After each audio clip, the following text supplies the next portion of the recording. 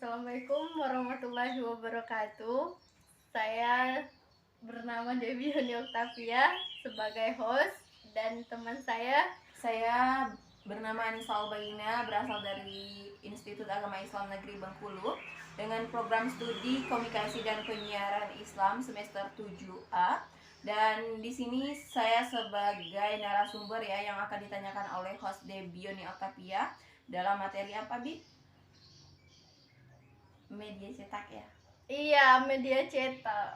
Iya, dalam materi media cetak, Debbie akan menanyakan saya beberapa pertanyaan ya, tentunya, dan saya akan menjawab pertanyaan yang ditanyakan oleh Debbie tersebut nanti ya, maksudnya.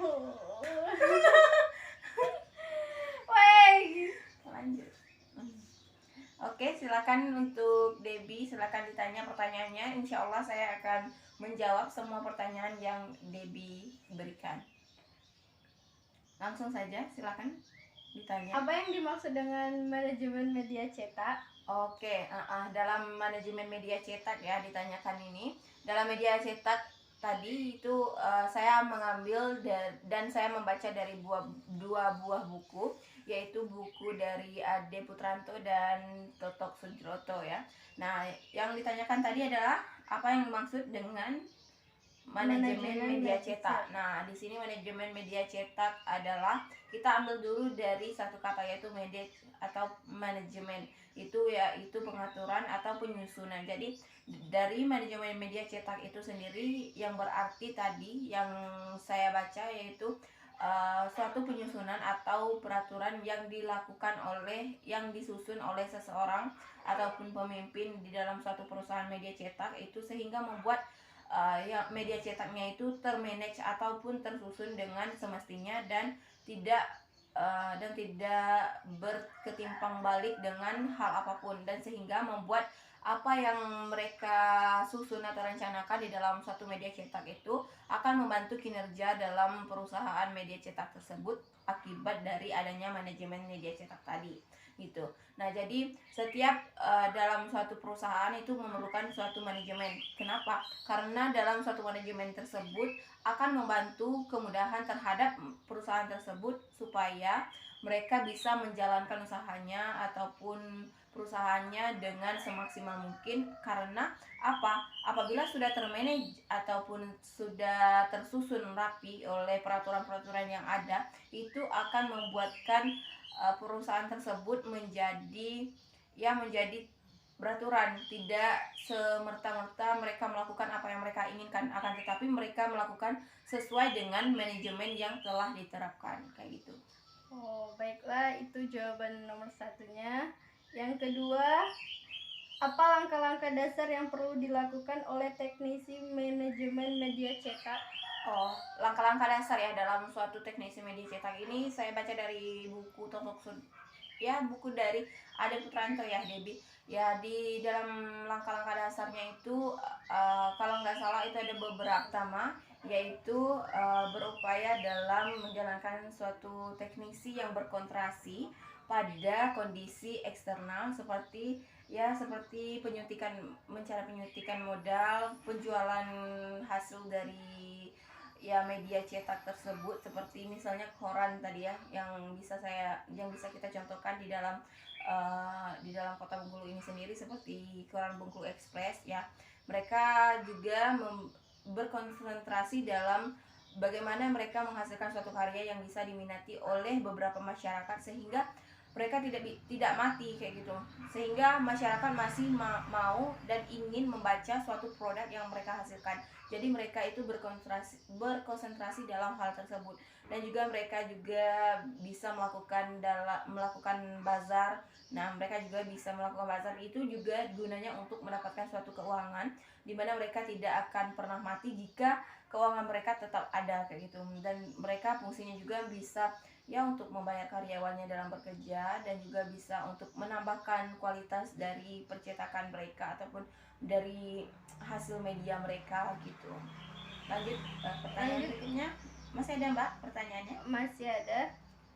Yang ketiga, berapa komponen penting dalam media cetak dan jelaskan? Iya, dalam media cetak itu saya akan menyebutkan dari komponen pentingnya itu ada beberapa ya, cuman saya akan menjelaskan ada satu dulu karena di sini saya mengambil dari buku Ade Putranto, itu hanya beberapa saja. Baiklah, dalam satu media cetak itu ada dinamakannya berbagai struktur dari media cetak ya.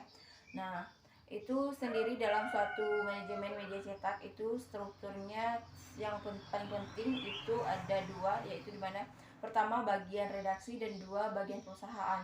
Nah, di dalam bagian redaksi ini yaitu mereka memanajemen semua yang terjadi, yang dilakukan dalam penyusunan ataupun ya dalam produksi suatu karya mereka di dalam satu media cetak. Nah, seperti ada dari peliputan, dari penulisan berita, dari layout, editing dan sebagainya, itu tugas dari bagian redaksi. Nah, sedangkan dalam perusahaan itu sendiri, itu tugas mereka yaitu memanajemen tentang apa yang mereka lakukan kayak gitu. Nah, apa kegiatan-kegiatan yang mereka lakukan. Nah, itu yang kegiatan-kegiatan yang mereka lakukan itu di bawah naungan dari perusahaan tersebut. Nah, itu di bagian penting dalam dimana organisasi ya, di dalam struktur organisasi media cetak itu ada dua tadi bagian pentingnya. Yang pertama dari redaksi, yang kedua dari perusahaan. Nah, mereka berdua ini sangat-sangat ya harus memiliki ya kerjasama, karena apabila redaksi berdiri sendiri itu perusahaan tidak akan ada, dan juga apabila perusahaan berdiri sendiri tanpa redaksi itu suatu perusahaan media cetak tidak akan pernah ada juga gitu. Kan tadi ada struktur dari ya redaktur, redaksi dan perusahaan. Ya, dari dua struktur itu apakah ada yang lebih penting lagi? Apa bagian-bagian dari struktur redaksi, perusahaan? Oh iya, di dalam kedua yang saya jelaskan tadi itu memang ada ya strukturnya lagi, dimana redaksi itu memiliki 6 struktur dan perusahaan itu memiliki juga beberapa struktur lainnya. Oke, saya akan menjelaskan sedikit ya. Minta dijelaskan ya, Mbak ya? Iya. Oke, di dalam redaksi itu terdapat dari pertama ada redaktur pelaksana, di mana di dalam redaktur pelaksana ini mengatur semua yang terjadi dalam suatu media cetak tadi, semua kejadian dalam media cetak itu. Nah, yang kedua itu ada sekretaris redaksi. Nah, di mana yang sekretaris redaksi ini mengatur ataupun menulis, misalnya wartawannya mau kemana, misalnya wartawannya butuh surat apa kayak gitu, itu butuhnya itu adanya sekretaris. Dan itu ada juga redaktur pelaksana. Ada juga redaktur pelaksana ini juga berfungsi untuk apa yang mereka inginkan itu disampaikan dulu terhadap redaktur pelaksana kayak gitu. Keempat ada redaktur, di mana redaktur ini yang akan mengkoreksi semua tulisan-tulisan berita yang dilakukan oleh wartawan. Nah, maka dari itu setelah redaktur ada wartawan, di mana wartawan ini berfungsi untuk ya mencari semua berita-berita atau sumber-sumber berita yang mereka tulis, terus mereka akan menyerahkan kepada redaktur. Nah, redaktur inilah yang mengkoreksi layak atau enggaknya berita ini naik gitu.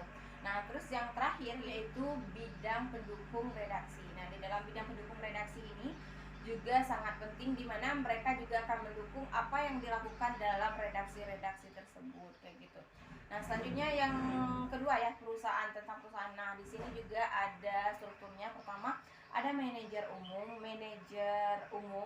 yang kedua manajer PSDM, yang ketiga itu manajer iklan, yang keempat manajer promosi, yang kelima yaitu manajer sirkulasi, dan yang terakhir tadi sekretaris perusahaan.